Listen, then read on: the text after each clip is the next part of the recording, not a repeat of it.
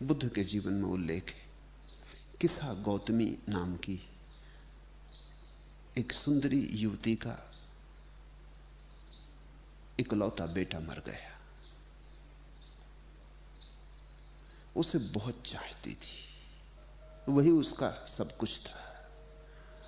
वो उसकी लाश को लेकर गांव में घूमने लगी। वो द्वार द्वार दस्तक देने लगी कि कोई औषधि हो, कोई तंत्र मंत्र, किसी का आशीष। लोग रोते, उस पर दया करते। सारा गांव उसे प्रेम करता था। वो प्यारी महिला थी। उसका पति भी मर गया था। इसी बेटे के सहारे जीती थी, और ये बेटा भी चल बसा। वो बिल्कुल अकेली हो गई। उसने किसी तरह जहर का घूंट पी के पति के मर जाने को स्वीकार कर लिया था, लेकिन अब ये बहुत ज्यादा हो गया।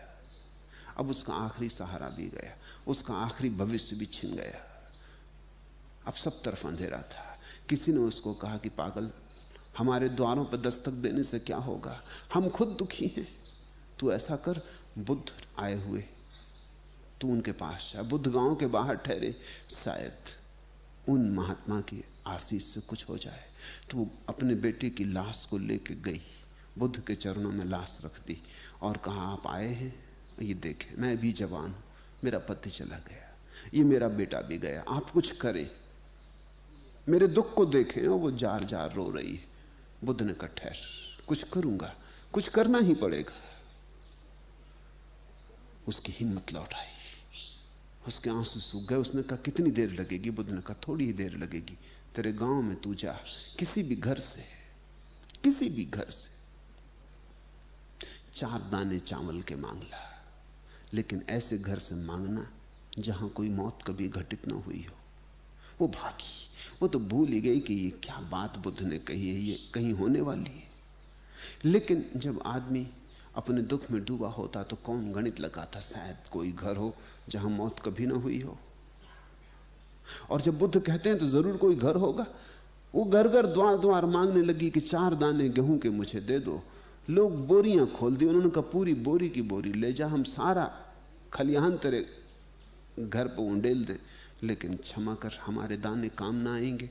हमारे घर में तो बहुत मौतें हो चुकी, जिंदा तो बहुत कम है, मरे बहुत है। हमारे बाप मरे, बाप के बाप मरे, माँ मरी, माँ की माँ मरी, हमारे भाई मरे, किसी की पत्नी मरी, किसी के पति मरे, किसी के बेटे, किसी की बेटी। मुर्दों की संख्या ज्यादा है, वे लोग कहने लगे, जिंदा तो बहुत कम है, 2-4 बच्चे, लाखों मरे। घर घर घूमते घूमते लेकिन एक बात उसकी समझ में साफ होने लगी कि मौत तो घटती ही है, हर घर में घटती है, हर आदमी को घटती है। मेरे साथ अपवाद नहीं हो सकता। पूरे गांव में मांगते मांगते किसा गौतमी समाधि को उपलब्ध हो गई। जब वो लौट के आई तो परम शांत थी। भिक्षु द्वार पे खड़े थे, इस रहस्यपूर्ण लीला को देख रहे थे कि बुद्ध ने क्या किया, अब क्या होगा, क्या इसे चावल मिल जाएंगे, क्या बेटा जी उठेगा। और किसा गौतमी जब शांत परम मौन में बड़े प्रसाद से भरी आने लगी तो वे समझे कि मिल गए दाने, चमत्कार होके रहेगा। दौड़े बुद्ध को, उन्होंने कहा कि किसा गौतमी आ रही, बिल्कुल शांत है, आंसू बिल्कुल जा चुके हैं, जरा भी बेचैनी, दुख की कोई छाया नहीं है। लगता है गेहूं, वो चावल जो आपने कहे थे मिल गए। बुद्ध ने कहा, पागलो, ठहरो, रुको, उसे आने दो। उसे चावलों से बड़ी कोई चीज मिल गई, उसे जीवन का अर्थ मिल गया। वो समझ के आ रही, उसके भीतर किरण उतरी, उसका अंधेरा कट गया है। और जब किस्सा गौतमी आके उनके चरणों में गिरी, उसने कहा, मुझे दीक्षा दे।